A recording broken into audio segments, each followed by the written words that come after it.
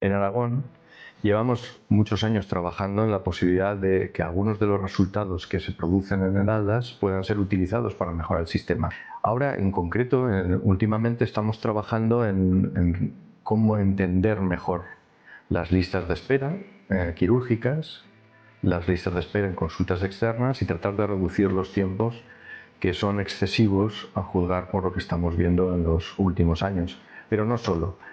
Cuando los pacientes diabéticos van a la consulta de atención primaria o luego a la consulta de endocrinología, tiene que cumplirse una serie de protocolos, y esos protocolos, que están pensados para mejorar la calidad de los cuidados que se prestan, se aplican de forma diferente entre los distintos proveedores sanitarios de la comunidad autónoma. Nosotros detectamos diferencias y podemos monitorizarlas. España es uno de los países que más antibióticos utiliza y por tanto hay riesgos asociados al uso excesivo de los antibióticos.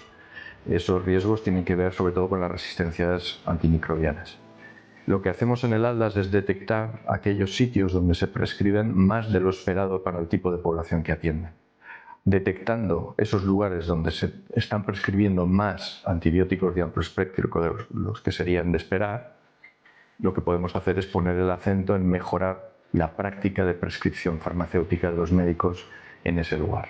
Pues sí, claro, a lo largo de los años, imaginad, llevamos 25 años publicando atlas de variaciones de práctica.